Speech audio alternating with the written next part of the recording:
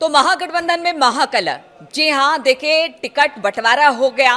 पहले फेज का नॉमिनेशन भी हो गया, लेकिन अब नाम वापसी को लेकर भी कि किस जगह पर कौन से उम्मीदवार जो हैं महागठबंधन के, जैसे कई कई जगह पर महागठबंधन के ही दो दलों के आपस की फाइट देखने को मिल रही है, तो नाम वापसी किसका होगा इसको लेकर भी बहुत सारे सवाल उठ रहे हैं। लेकिन सबसे बड़ी बात यही है कि महागठबंधन में जिस तरह से कला मचा हुआ है, चाहे वो वीआईपी ले लीजिए या फिर कांग्रेस या फिर आरजेडी ले लीजिए। देखिए अब चूंकि नॉमिनेशन फाइल हो चुका है, लेकिन इसी बीच खबर आ रही है कि कांग्रेस की बड़ी बैठक भी हुई है और बताया जा रहा है कि उसमें जितने कांग्रेसी जो कि जिला अध्यक्ष स्तर के हैं, जो कांग्रेस के प्रवक्ता हैं बिहार के, उन्होंने ये बैठक बुलाई है, मीटिंग बुलाई है और इसमें जिला स्तर के नेता हैं, इसमें जो पूर्व प्रत्याशी रह चुके थे वो भी शामिल हैं और इसमें बहुत सारे ऐसे लोग शामिल हैं कि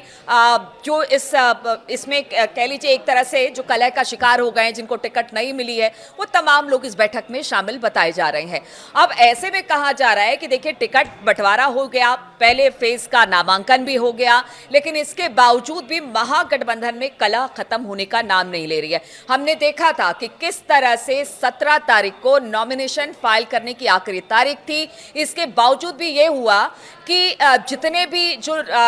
कांग्रेस और आरजेडी में सबसे ज्यादा कलह थी,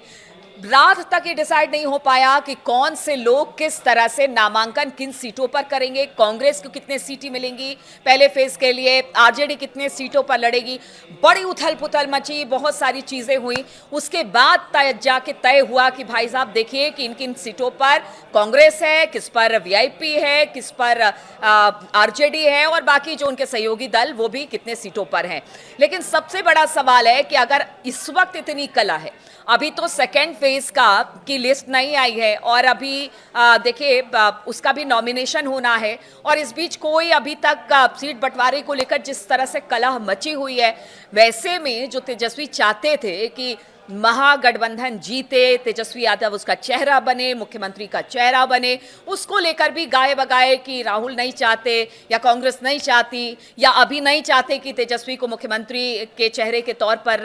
चुनाव मैदान में उतारा जाए। तो कलह बहुत है, महागठबंधन में कलह बहुत है और महागठबंधन में कलह अगर आगे इसी तरह से चलती रहती है तो फिर उसका होगा क्या? क्योंकि देखिए एनडीए में सब कुछ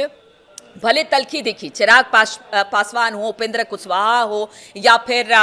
बाकी जो पार्टी के सहयोगी दल थे, हम हैं, उनकी बात की जाए या जेडीयू या फिर बीजेपी की बात की जाए, किसी तरह से हाईकमान के पास पहुंचे। तमाम कलह के बाद फिर यहां से सुलह हुई और उसके बाद टिकट बंटवारा हो गया। चिराग पासवान को हम देख रहे हैं कि शायद उनके मन में अभी भी कुछ दिक्कत या तकलीफ है, जिसकी वजह से आज फिर कहा जा रहा है कि एक बार मुलाकात शीर्ष नेताओं से चिराग पासवान कर सकते हैं, लेकिन फिर भी वहां सेटलमेंट हो चुका है। लेकिन महागठबंधन में अभी भी महाकलह मचा हुआ है। कांग्रेस की मीटिंग हो रही है और जो कांग्रेस के प्रवक्ता जिन्होंने इस मीटिंग को बुलाया है पटना के एक बड़े होटल में, उनका कहना है कि देखिए हम सिर्फ टिकट बंटवारे से नाखुश नहीं है, बल्कि हमारी नाखुशी जो है वो पूरे सिस्टम, यानी कांग्रेस में जो इस वक्त